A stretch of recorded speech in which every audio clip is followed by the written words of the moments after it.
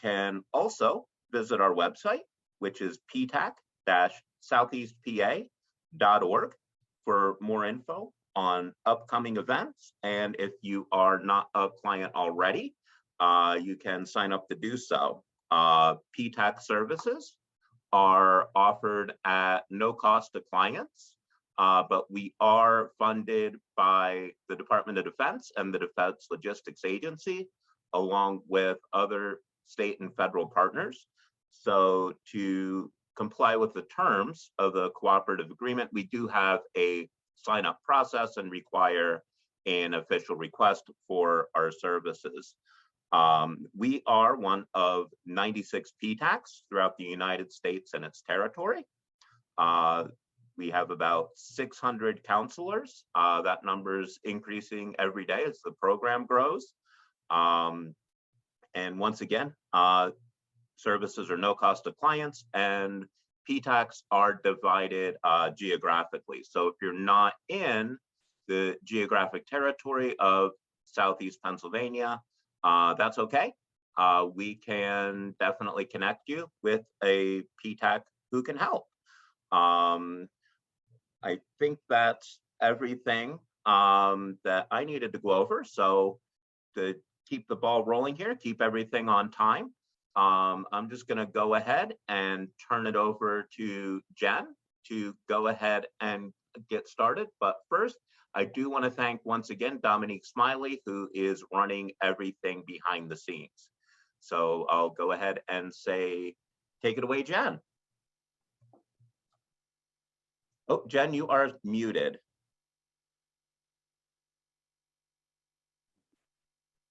Thank you, Josh, and thank you, Dominique. And you guys have absolutely been amazing. Thank you for everything Kutztown does. Good morning, everyone. My name is Jennifer Tilden. I am the lead business opportunity specialist for the Small Business Administration. What that means for you guys is if you are interested in anything to do with any sort of minority contracting, that's woman-owned business, veteran-owned, service-disabled vet, what we're going to talk about today called HubZone, 8A, or if you're any of the minority types of contracting, POC, or anything like that, you're generally going to come through me. So if after this class today you have any questions, anything comes up later, please be aware, I am a public servant. Everything I do is free of charge to you guys. You've already paid for me by your tax dollars. You don't have to worry about budgeting. You don't have to worry. You are never, ever, ever bothering me, inconveniencing me, anything like that. This is my job. So anytime you have a question, anything like that, please feel free to drop me a line, hit me up on LinkedIn. I'm pretty easy to find. I have green hair, pretty easy to find. But you can always come to me with any questions that come up, either from this class or anything that you see in the future. I'm now a resource that you have within the federal government. Today, we're going to be talking about two of the SBA's big programs in minority contracting. First of all, we're going to talk about our 8A program, which is sort of our flagship program. And then we're going to be talking about another program, which sort of everyone hears about, but no one really understands. So I'm going to try to clear up some of the questions about HubZone as well. Dominique, can I have the next slide, please? Okay, so basically, what is the 8A program? A lot of people hear kind of tales of 8A, or they know somebody who knew somebody who was an 8A, or something along those lines. But a lot of people don't really know what the 8A program is for, or they don't know whether it's for them or anything about the actual mechanics of the program. So basically, the whole idea behind the 8A program is the federal government admits that there are certain groups of people who traditionally, because of who they are, have not had fair opportunity for contracting, either because of their race, because of their gender, because of where they are located, but for one reason or another, they have not had the same access to capital. They haven't had the same access to education. They just have not had the same chances that other people have had. And since we saw that, we have created a program trying to help level the playing field for these folks that traditionally have not had the same opportunities that other people might have had. And it's sort of a three-part idea. We give management and technical assistance. We help you out. And the thought is that if we give this basic assistance, that among other things, it's great for the federal government, because I don't know if anyone saw, but the president just put out a thing about how we've had a massive problem lately, particularly in defense, where we've gone from an amazing number of defense contractors really down to only 5. And small businesses, I know everyone says this, and I apologize because it's really a buzzword, but small businesses are the backbone in the American economy. And if we can give this type of support to businesses on the ground, it really helps the American government too, because that gives us more opportunity, more competition, and better products and better ideas from more people. Next, please. So what is the basic idea behind this whole program? You're going to get access to business support. You're going to learn how to build capacity and grow through specifically federal government contracts. But please be aware, this is a 9-year, one chance thing. And we're going to talk about that right now. Next, please.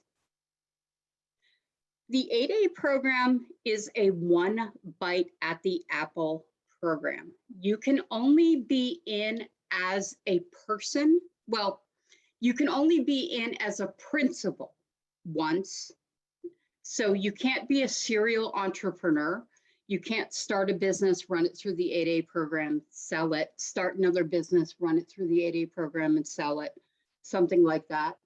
Similarly, if you say acquire a business that has previously been in the 8A program, its 8A eligibility is spent. And unfortunately, even though you're a new principal, you cannot go back into the 8A program. It is once. It is a 2-phase program, which we're going to talk about in a second about why that's true. But basically, your participation starts at the date of approval, and you have a 9-year participation. And there are a few things that we're going to require from you as well. Next slide, please. I talked about how this is a 2-phase program. This is a relatively recent development. Some of you on the call may have spoken to, encountered, heard from people who were involved in the 8A program in the past. And unfortunately, back kind of before my time, it was possible to go through the entire 8A program doing nothing but what is called sole source contracting. And we'll talk about that in a minute, but a lot of companies basically put all of their eggs into the 8A basket. And that's great to a certain extent, except if you put all of your business into 8A, when you graduate from 8A, all your business is gone. And there were a lot of firms back in the day who had become so reliant during their 9-year participation that when they graduated from the program and that 8A work dried up, unfortunately, they were no longer competitive in the marketplace, and some of the businesses failed. So we've actually changed the program now, and I call it the Animal Planet approach. if you watch any of the shows on Animal Planet or any of those types of shows, or here it's Lion King, which is not entirely a dissimilar idea. You're going to see that originally, when you have baby cubs, mom hunts for baby cubs and she'll bring back lizards or whatever revolting thing baby cubs eat. And she'll bring them back to the den and she'll feed the baby cubs.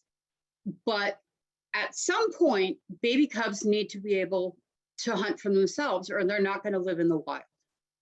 And essentially, the 8A program realized that if we don't teach baby cubs how to hunt for themselves, then they're not going to be able to fend for themselves in the wild.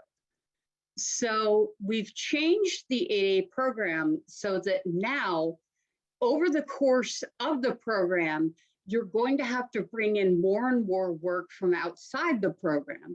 And we'll show you how to balance that portfolio so that if you've heard of people that came out and their business failed, we have, in fact, come up with something to deal with that.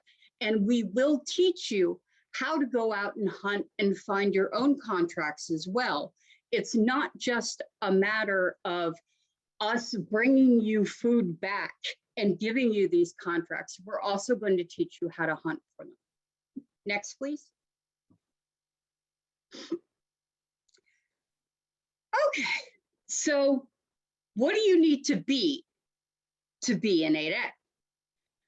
First of all, we are the United States Small Business Administration. So to be an 8A, obviously you need to be a small business.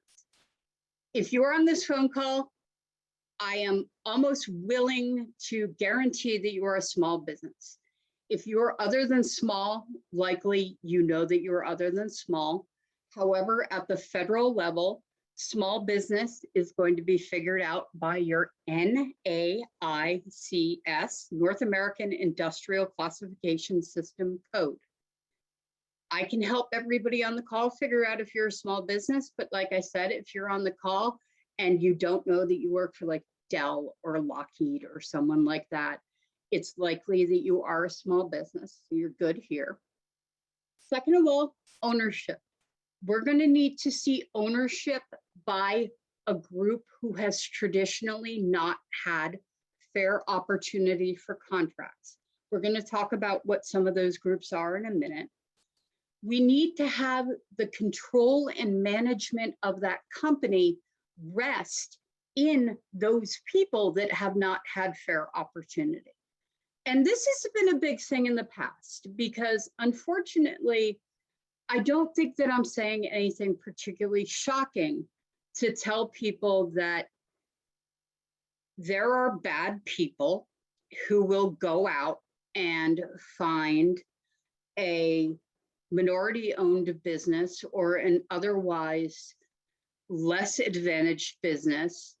They will acquire them by hook or by crook, and they will take an entirely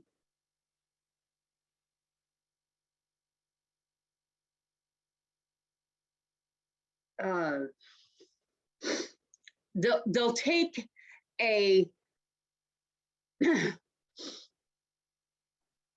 they'll take this business and they'll give business cards to a minority member, but it will essentially be a traditionally owned business that they found a minority owned member and given business cards. We are trying to avoid this exact thing. We want to make sure that this program is to promote businesses that are actually owned by people who need help. So we're also going to be making sure that the business is not only owned by members of a minority, but also controlled and managed by those members. There are a couple of types of businesses that don't work for 8A. We'll talk about that in a second. We look for good character because we are actually teaching everybody in this program how to sell to the American government. So we really don't want sketchy folks. And we'll talk about what sketchy is. Sketchy is a pretty thinly defined thing here. So if you maybe got caught with pot in high school. That's not the sort of thing we're talking about. These are more white collar crime. Next, please. Okay. So when we're talking about the 8A program, I mentioned that we're really trying to level the playing field. And essentially that means that we're addressing two major factors that small businesses have to deal with that haven't had the same access and the same abilities and the same really just ability to scale their business that others have. So the first half of that is we need people, or we need potential 8As to be what is called socially disadvantaged. The American government acknowledges outright that there are 5 categories of people that have traditionally been subject to institutionalized patterns of discrimination, and that if you're a member of one of these groups, we just assume as the federal government that you have been subject to some sort of discrimination during your life. It may be that you didn't have the same access to education. You may not have had the same access to capital. You may not have had the same access to a number of things. Or it could just be things like people look at you and they see your race or they see your gender. They don't see you for your own abilities. And those 5 categories that are automatically presumed to be disadvantaged in the American government are Black American, Native American, Hispanic American, Pacific Asian American, and Subcontinent Asian American. If you fall into one of those 5 categories, you are assumed by the United States government to be sociologically disadvantaged.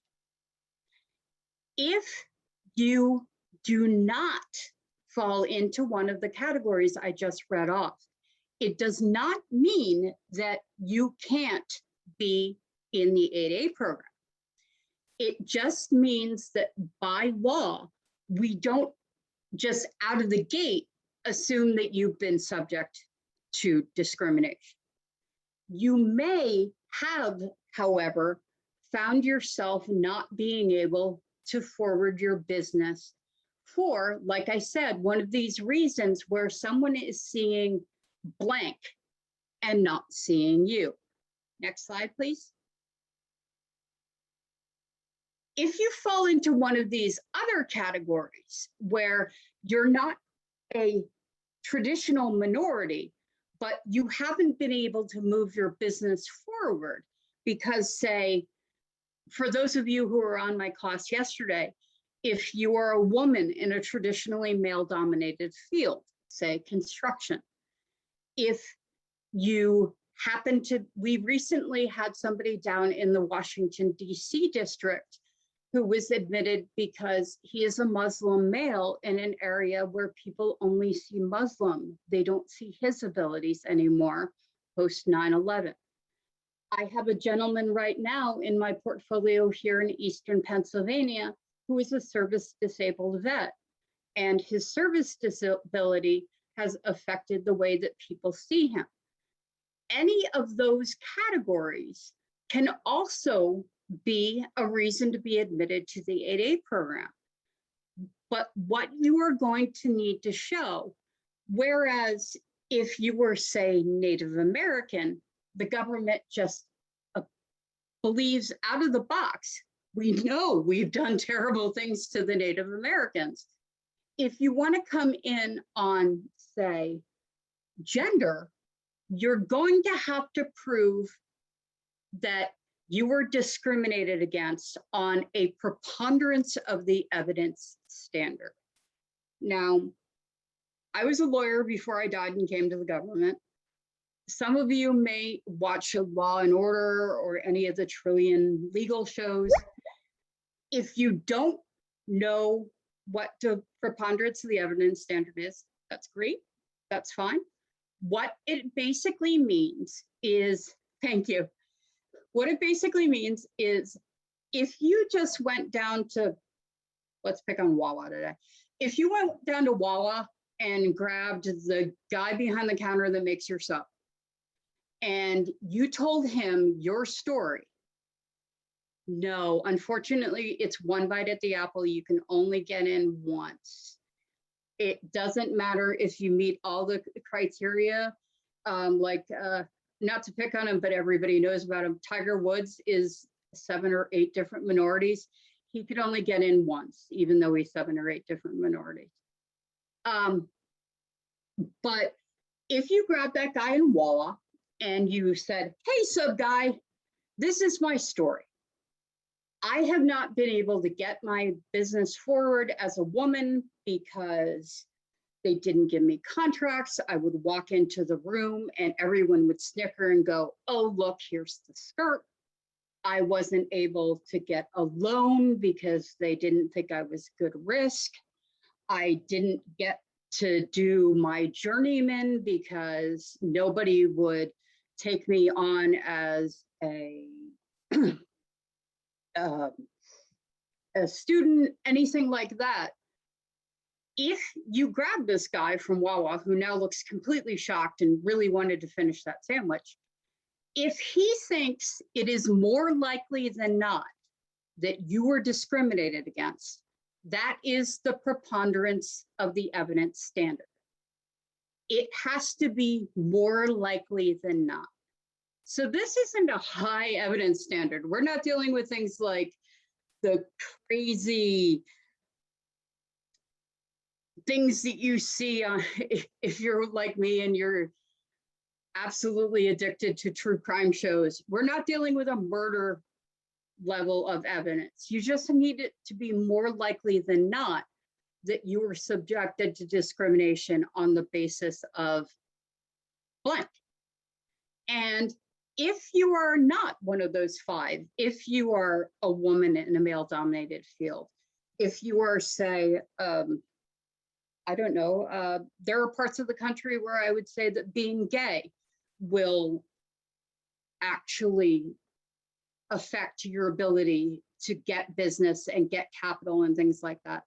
If you're one of these other categories, please, you can always give me a call and find out, hey, is this me? Is this an idea? What does this sound? But that's what you need to meet if you are not a presumed category. Next, please. So why would you want to do this? What is the point of 8A and what is the other half?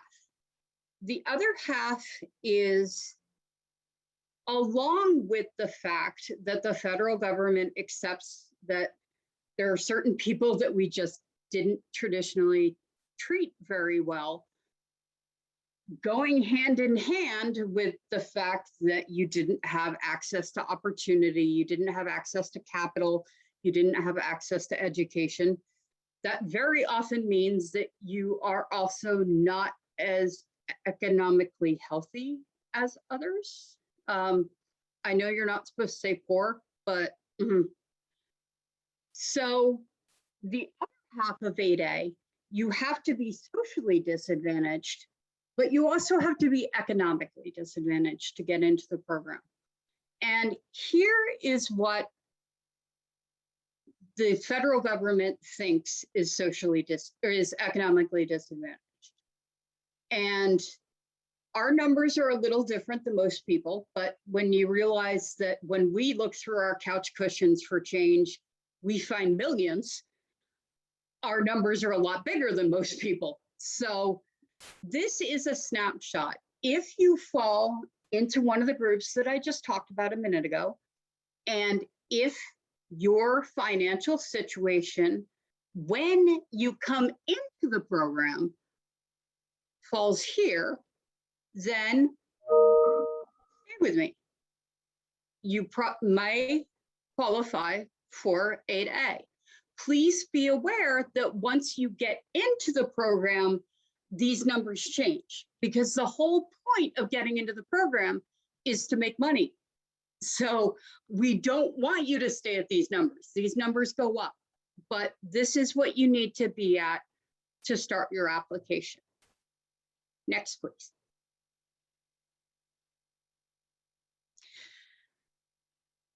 Is a right for you? This is talking about control.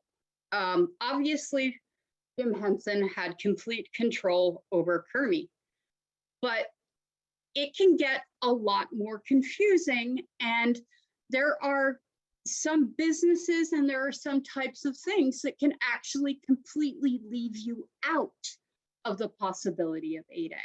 Next, please. There are certain types of businesses that cannot be accepted into 8A. First of all, and we get these occasionally, so I want to get it up front. Marijuana. Marijuana is legal in Pennsylvania for medical uses. It is legal in, say, Colorado for anything you want. Marijuana is not legal at the federal level. So if you're in the marijuana industry, I'm sorry, there is no place for you in the 8A program. I talked earlier about things like good character. We're going to visit that, but generally speaking, if you have a charge on your record that is quote unquote white collar crime, we're going to have a problem. What the point of the 8A program is not only on your side to build up your business to be more effective in the federal marketplace, but on my side of the chair, it is to build up your business to be more effective in selling to me, the federal government. So we kind of don't want people that have done things like Martha Stewart did. There she is. Insider trading. No, we don't want it. Tax evasion. Any of those icky, sticky crimes that we all know about. If you have crimes that have to do with lying, cheating, stealing, all those politician type crimes, unfortunately, you are likely to be ineligible because we don't want to bring in people that might steal from us. And I know that sounds unfair, but if you have been adjudicated and found guilty, we're allowed to assume that you're going to steal. If you have another type of charge, like I said, we get people that got busted with a dime bag in college, or I had somebody that streaked to his college football game and got cited and called me and said, can I get into the 8A program because I was naked when I was 22? That type of crime is not the type of thing that's going to keep you out of the 8A program. That's not bad character, that's bad judgment. But if you're looking at something like a white collar crime, the odds are that this might not actually be the program for you. Nonprofits are actually not eligible for the 8A program. Unfortunately, this is to build businesses to sell back to the government. Like I said, there's that general idea of expanding the sales base like it was before, and we're trying to help you sell and teach you how to sell. Nonprofits don't really sell. So unfortunately, they are not eligible, and brokers are not eligible. I would like to specify here what we mean by broker, because there is what humans mean by broker and there is what the government means by broker, and they are not the same thing. Brokers, for the interest of this discussion, mean if you are an entity that just, I'm gonna pick on Apple Computer today, just for the heck of it. If you buy Macintoshes from Apple and resell them in the box straight out to anybody without opening the box, without changing the box, all you do is slap a new sticker on the box and send it through, you are a broker. There is nothing value added about the service that you are providing. You are merely a pass-through. If, however, you have the same box with a, if they even have them anymore, Macintosh in it, and you take the Macintosh out and you format it, if you add software to it, if you install it, if you do anything to change that Macintosh and add value to the Macintosh, other than it just being the computer in the box that came from Steve Jobs's people, then you're not a broker. Similarly, we see it with furniture. If you buy furniture from a distributor, say Federal Prison Industries, and just pass it through, you are a broker. If you buy furniture and say, do interior design or do installation or anything like that, you are no longer a broker, you are value added. Next, please.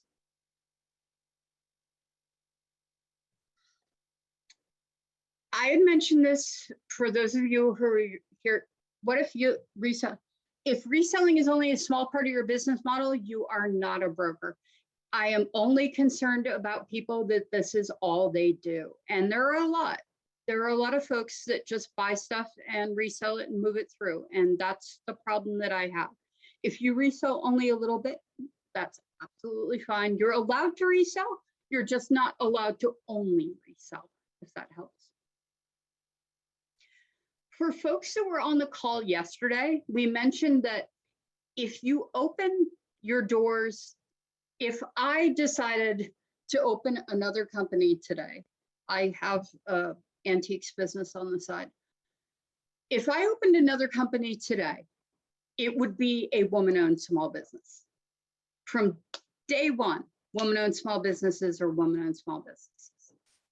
However, the 8A program is slightly different. Can 8A? No. Unfortunately, like I said, it's a one bite at the apple. A person can only be in the 8A program once, and a business can only be in the 8A program once. So if you're in, you have to make a business choice, which one of those businesses you want to take through. And it's going to be that business for you. If you have your fingers in multiple pies, you're going to have to own 51%. We'll talk about that in a second. But if you have a few businesses that are eligible, we can actually sit down and talk about which might be the best one for the 8A program. But unfortunately, only one can be in. As woman-owned small business, the day that you open your doors, you're a woman-owned small business. I mean, obviously, if I own a business, it's a woman-owned small business. That's how it works. 8A is a little different. 8A has a 2-year timeline. Not to be cynical, but generally speaking, if a startup is going to fail, it's going to fail in the first 2 years. So to a certain extent, the federal government chose this 2-year date to kind of weed out the businesses that might drop out of their own accord. But generally, before you apply to the 8A program, we need you to be in business for 2 years with taxes and balance sheets and everything else. And when I say taxes and balance sheets, please understand, we know you're a small business. That's the whole point of the program. QuickBooks is fine. QuickBooks is absolutely fine. The taxes you did by yourself on your dining room table, that's fine. You're a small business. If you knew how to do all this stuff and if you had all the billion-dollar payroll, you wouldn't need me and you wouldn't need the program. So you need to have those financials, even if they're in-house. That's absolutely fine, but you do need those 2 years of financials so that we can get an idea of what is called, we want something called potential for success. And really, that's the government's nice way of saying, we don't think anymore that you're going to fail as a startup. But for my contribution as the head of the 8A program in this area, what I would like to see, I don't care if you've been in business for 2 years. That's a statutory thing. That makes no difference to me, quite honestly. What makes a difference to me as the actual head of the 8A program who deals with businesses that are in it, I would really, really, really love to see everybody that came in to apply for the 8A program have some sort of federal contracting under their belt, either as a prime or as a sub. I am happy to help you find those contracts. I'm not going to tell you, you have to have a federal contract to get into the 8A program. Haha, good luck. Go at it. You can call me and say, hey, I'm interested in the 8A program. How do I go about getting started? But it really helps you and your business if you have at least some federal contracting experience under your belt, because then we don't have to get spun up. Day one, if you want a big contract, you would be ready because you know some of the rules. You know things like how to be set up in the accounting systems and stuff like that. And I'm happy to help you with this. We're not leaving you out in the wind saying, oh yeah, you need 2 years of experience to get experience. If you do not have experience or expertise with the team without experience,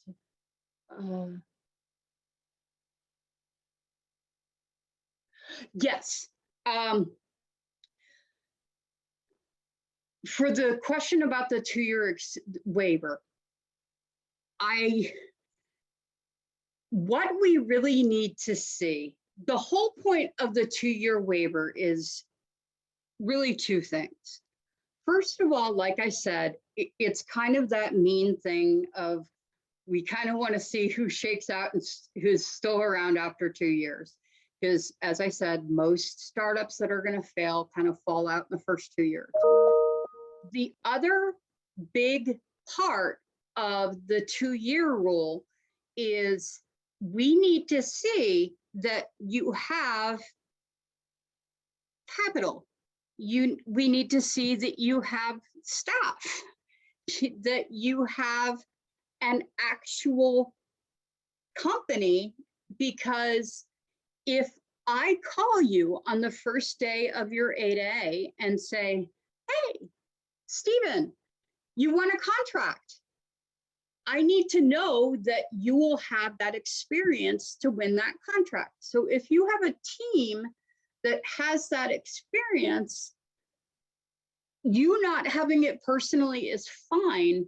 You're just going to have to explain that, because if you need the waiver, you're gonna have to go through and tell, it's not actually me. Before you get in, you work with a group called the Department of Programmatic Certification and Eligibility. No one remembers that. We call them DPCE. DPCE are the folks that you deal with before you come in. You're going to have to explain to DPCE, hey, it's not me, but this is my team. And you're probably going to want things like resumes from your stable showing that you have the folks at your beck and call, basically, that can do it. Next, please.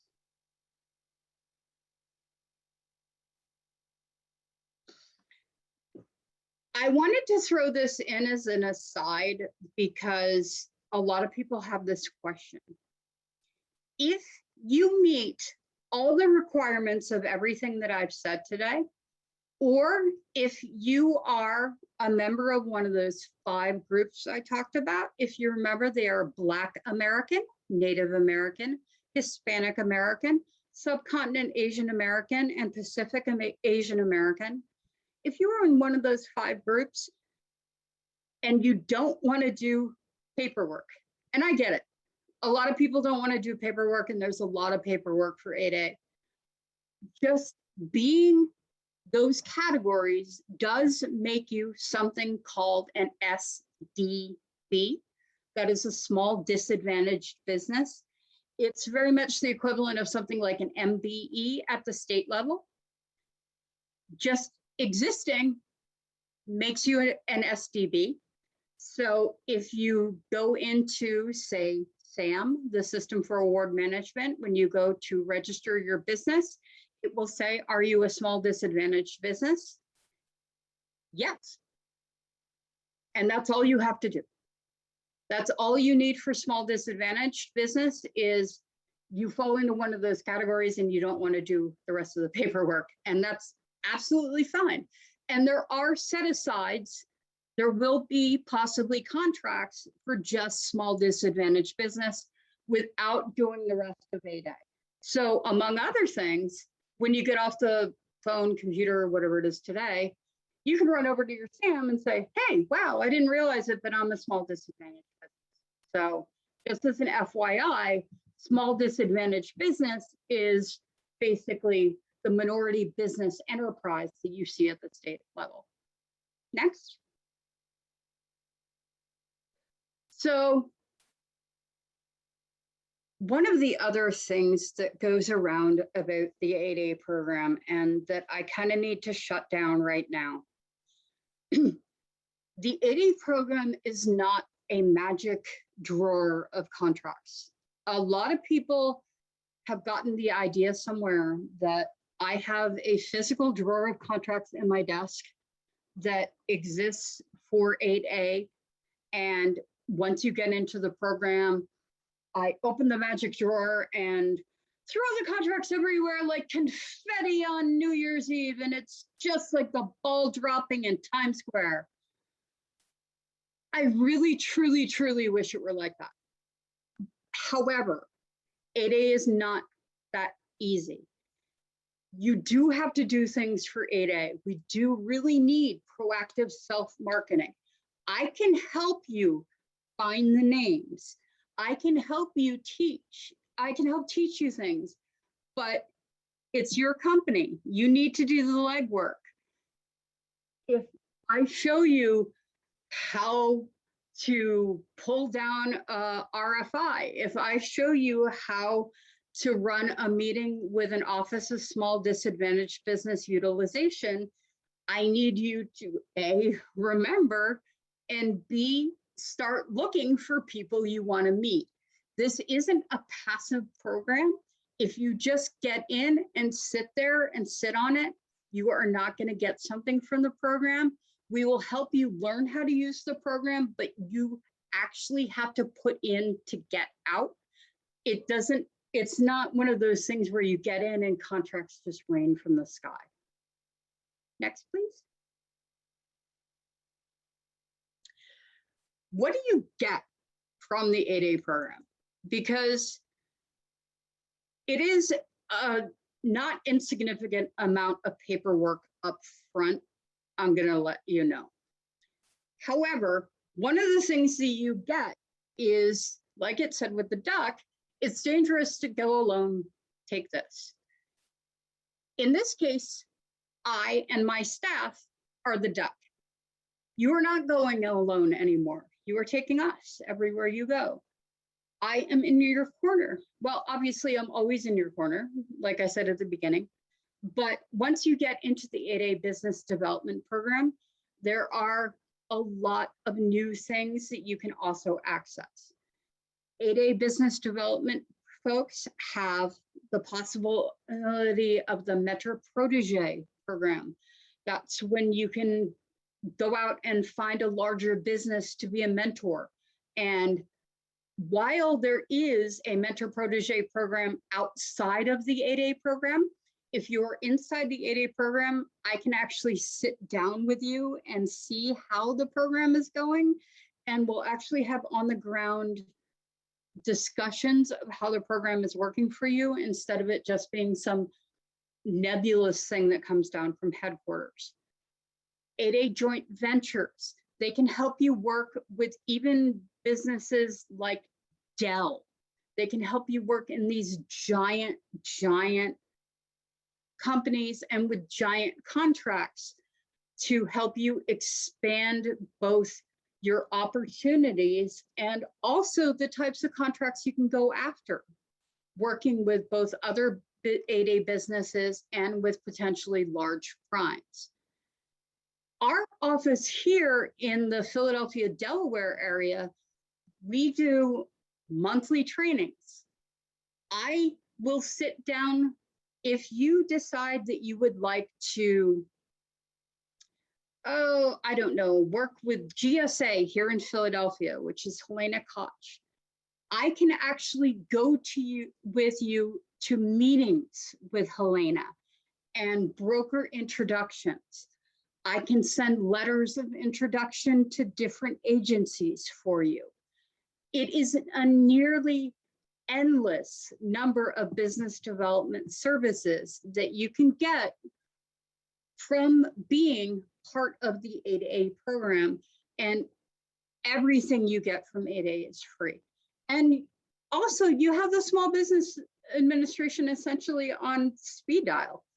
If you have questions, you just pick it up and you give us a call and say, hey, I'm having this problem, please help. And we can even get in resource partners or something called 7J, which is an outside entity that can come in and teach as well. Next, please. So here's the bad news. When I said it's a lot of paperwork, it's gotten better, but it's bad. When I first came to the Small Business Administration almost 10 years ago now, actually, to apply to the 8A program was a stack of paper, slightly larger than the New York City phone book. And you had to either physically bring it into our office in King of Prussia, or you had to FedEx, whoever your favorite carrier is, UPS, Postal Service, whoever it is, to our office in King of Prussia. It killed a ridiculous number of trees. Nobody in my entire memory ever managed to sign and initial all the pages that were required. It wasn't anyone's fault. It was just the way that we did it. We had thousands and thousands and thousands of piles of paper lying everywhere on every conceivable surface in my office. And if you sneezed, it snowed. It was against the Paperwork Reduction Act. It was just a nightmare. So a number of years ago, they got rid of all the paper. There is no paper involved in applying for 8A anymore. 8A application system is now completely online.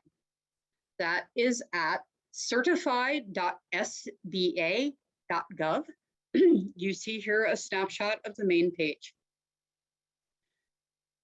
All of the documents that you need to apply for 8A, to renew your 8A, and also for folks that were on the call yesterday, all of the documents that you need for woman-owned small business as well, all live in our secure repository here online at certified.sba.gov. Next, please. As I know I keep mentioning this, but this is really important, and it's really a big deal about hitting those right 9 years.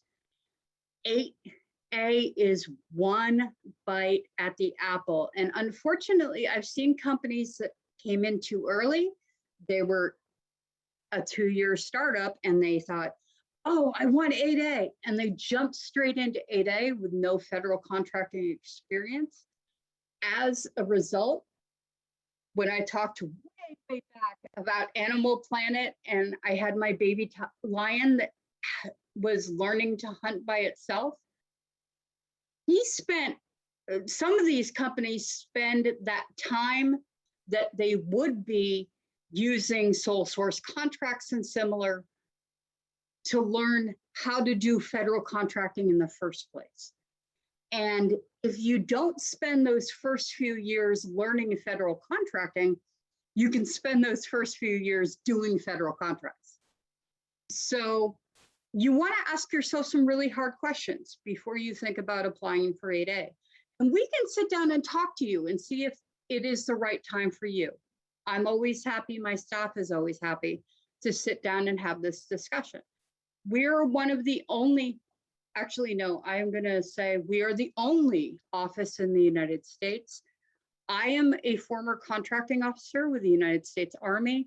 My second is a former award-winning 8A participant from the state of California. So George actually was an 8A. George can tell you what it's like in the program. He was actually there.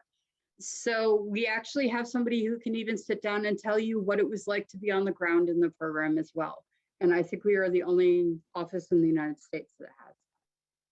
But as you begin to sit down and have this conversation with yourself, or have this conversation with yourself and other principals or something like that, you have to look at things like, as I said to Stephen, if I came to you first day out of the gate, you get your 8A, and I said, Stephen, here is a $15 million contract for whatever it is that Stephen does. I don't know what he does because he doesn't say in the chat. Could you do it?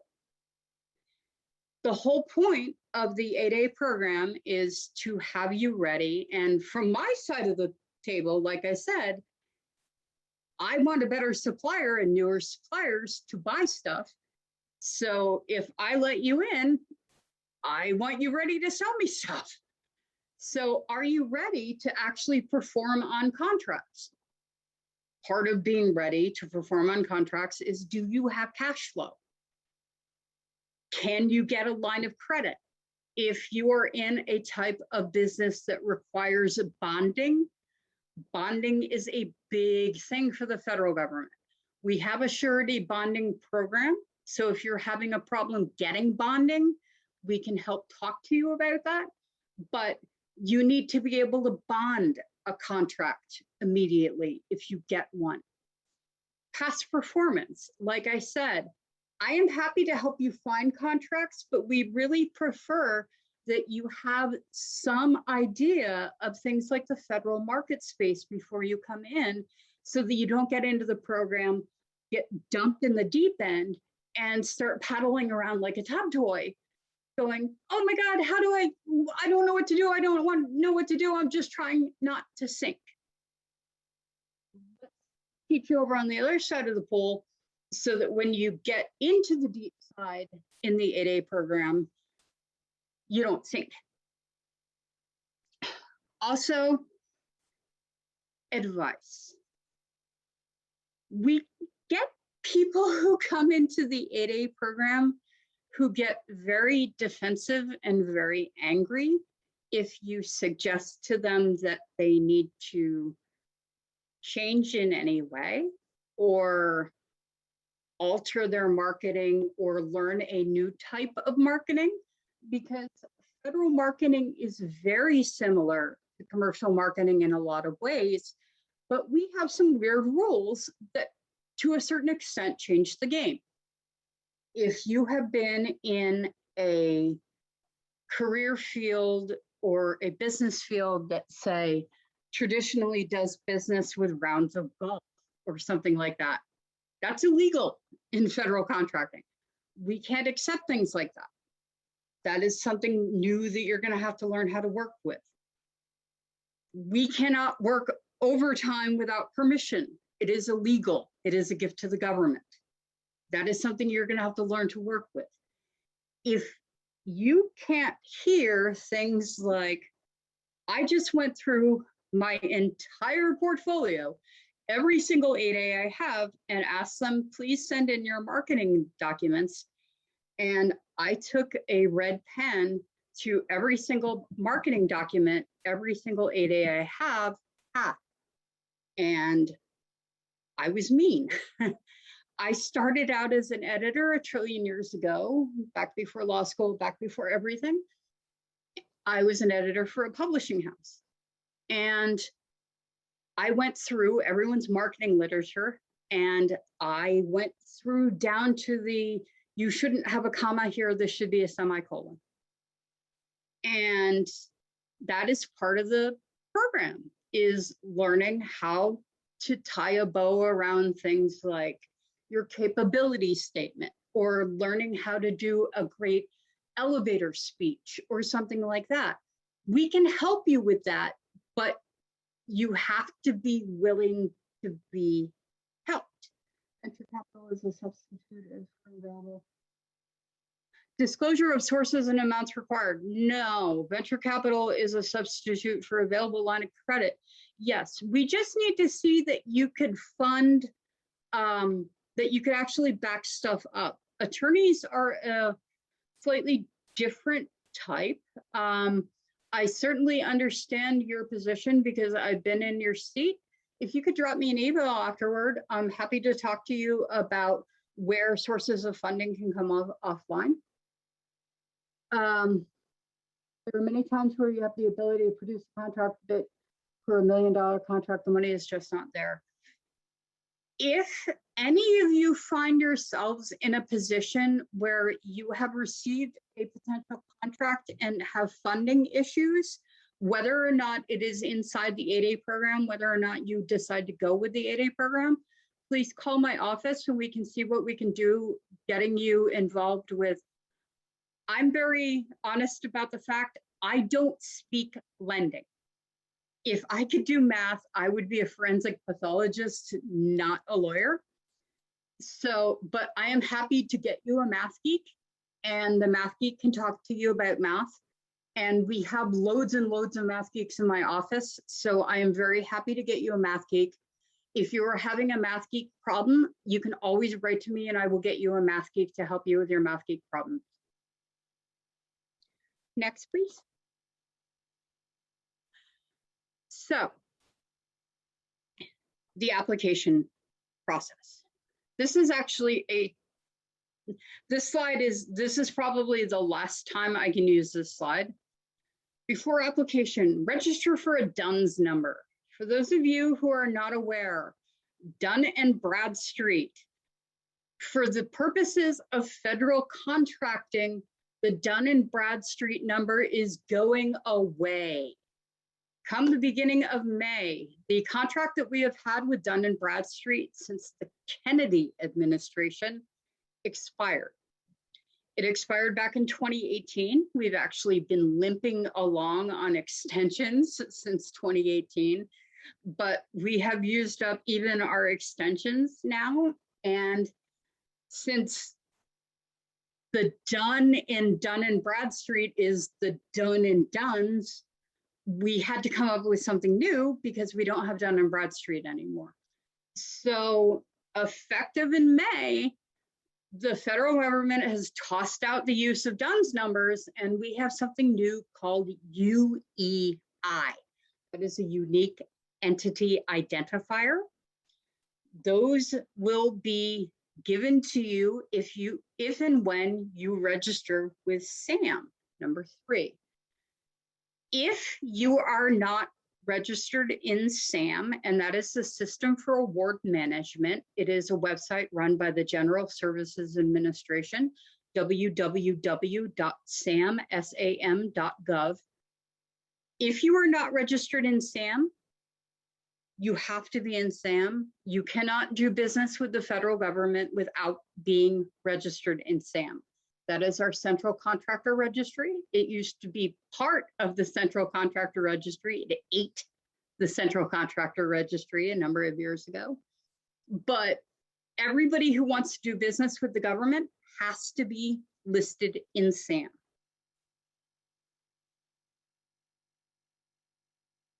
As part of being listed in SAM, you are going to need to know your NAICS code, NAICS code.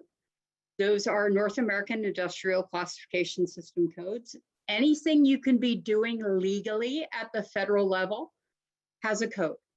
I have to say legally at the federal level because, again, our friends in the marijuana industry, it is legal at the state level in a number of states. However, it is not legal federally. We, Dominique or I, can get you a list of all the NAICS codes. You have to go through and figure out what code best describes your business. You may have a number of codes. That's cool. Just find your primary code. That's where most of your business is done. You have to be in this SAM system. It's going to cough you up this new UEI number. And that needs to be started. You can't go anywhere in federal contracting until you're in this SAM. SAM does not belong to the Small Business Administration. SAM is a bit bitey, a bit temperamental, a bit weird. I can try to help you with SAM if you run into issues trying to register in SAM. I have a help desk number and stuff like that. I'm not certain I can help you with SAM because SAM's not mine, but I can try to find you somebody that can help you with SAM if you run into SAM problems. Does the SAM code have to match the code on your 8A application? Which SAM code? The UEI or the DUNS? Sorry, camera, which SAM code? There are a couple. But if you run into SAM problems, like I said, SAM isn't my fault, but I can try to get you somebody. DUNS, yes. And if it doesn't, write to me. Oh, does the NAICS code out? Yes. The NAICS code on your SAM has to match the NAICS on your 8A application. And that goes back to that potential for success thing. We want somebody at DPCE, that's that Department of Programmatic Certification and Eligibility. Somebody is going to look through and make sure there's actually work in your NAICS code. So your codes do have to match. If your codes don't match, that's a SAM problem. And I think I can help you, but if I don't, I can get you a nerd who can. Once you have your SAM profile and everything together, you can give my office a call. You can talk to any of us. If you decide you want to apply for certification, there is an application guide. It is on that certify.sba.gov website I showed you. There is a document list on there. Pull down the document list and get the documents together before you start. Otherwise, you are going to go utterly squirrely. And that is saying nothing about you. I'm sure you guys are all extremely careful, and I'm sure you're all organized and you know where everything is. I'm not. And like I said, there is a lot of paper here. So you're going to want to pull that all down and have the documents ready in advance before you start everything. Make sure your I's are dotted and your T's are crossed. Have that all put aside before you start the application in the system so that you don't get halfway through and say, I don't have my 1040 from 2018 or whatever. Do yourself a favor. There is a document list. Pull the document list, please. Look through the document list before you start and don't make yourself crazy. There are resources on the website that will help you work through the application. Some of them are great, some of them aren't. Please be aware. The document list is on certify.sba.gov. It'll have all sorts of information about putting together your application, and it's actually there. I'll also pull it down and give it to Dominique to send out with the notes today, so that we make sure that we just have it in one spot. It's easier than everyone digging through and finding it. The knowledge base has special resources. It's got a user guide. I don't know anyone who's ever actually used the user guide, so I don't know whether it actually is user-friendly or says anything remotely useful, but it does exist. I know there are YouTube videos on the website, so it does walk you through. Absolutely. We also have these incredible people called PTACs and SBDCs. Say, Josh and Dominique.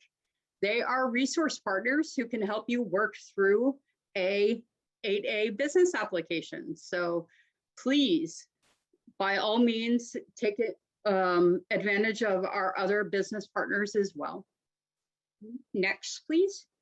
Oh, and there's a help desk for certify.sba.gov as well.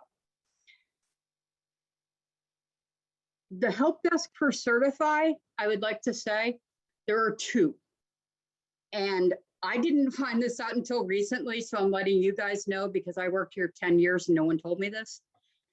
If you are having issues with the contents of your 8A application, it is one help desk. If you are having issues with the tech of your 8A application, the website's busted, 404 error, whatever nerd thing is going on, they are different help desks. And they didn't tell me this until about a month ago. So if you are going through your application and you have questions about the actual substance of your application, please shoot me an email and say, hey, I have an actual real live question. If you are going through your 8A application and something just quirks, if the gremlins get your computer and like you get a 404 area, something caches, if it's the actual website that burps, please send me an email that's saying it's a tech problem and I can get you to the techies to fix it, because that turns out to be a completely different place and they're not very obvious about that. Once you submit your application, how long will it take to get certified? Great question. Once you submit your application, a completed application, and I'm going to let you guys know, when you put in your application, the odds are your application will not be complete. Even if you pull down the document list that Tricia was asking about and that I mentioned, your application probably won't be complete, and that is not your fault. I'm not sure if I have seen a single complete application come in my career. As I said, there's always like a box that wasn't clicked, or there was a question that they need more information about. There's pretty much always something that you'll be assigned somebody to review your application. There's pretty much always something that they have to go back and say, hey, yeah, applied twice and got 2 back. Your person, and I know a lot of these people, so if you have a person, I might know them and I might be able to help you out. Your person will go through all your documents and they'll say, hey, you're missing the left-handed widget 201A form from OPM, because we're the government. And if there isn't a form, we're not happy. So once you have an absolute completed application, it can be up to 90 days to find out. If you are in a situation like Tricia, where you have put in an application and it has gotten burped back for one reason or another, please feel free to contact my office and say, hey, I'm in the process of applying for 8A. I put in an application, it got burped back. This is the letter that I got back. Please help. And if nothing else, I can probably get in touch with the person that was involved with your application and get them to translate what the problem was. Because a lot of times the thing that is issued is a form letter, and it will speak a bunch of governmentese, and it isn't actually helpful to figuring out what the problem is. I am here and I am happy to translate the governmentese of anything that you receive. So please feel free to come back. Another huge, if you remember nothing else of what I say today, please remember this. It does not cost money to be in the 8A program. It does not cost money to apply for the 8A program. It does not cost money to register in SAM. It does not cost money to renew SAM. None of these things cost money. If somebody is telling you, hey, give me money for blank, the correct answer is timeout, defense, you can call me, you can call Dominique, you can call Josh, call somebody, because the likelihood is that you're dealing with an outside vendor and they may not have your best interests at heart, I think is a nice way of saying it. There are a lot of sharks in the water. And the second that you get involved in federal contracting, there are a ridiculous number of people that are very happy to take your money for things that are free. You can make a business decision to hire somebody to help you apply for 8A. That may be something that you do if English is not your first language, if you are very busy. There are reasons you may choose to have someone help you apply for 8A. There are legitimate businesses who help.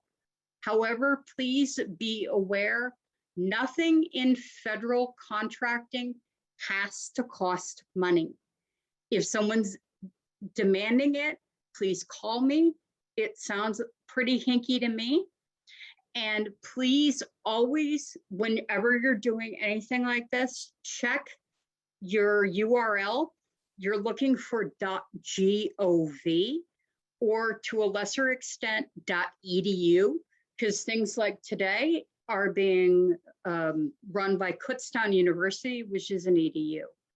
But a lot of times you can drop into a .com without realizing it, and that's when they start holding out their hands and saying money, money, money.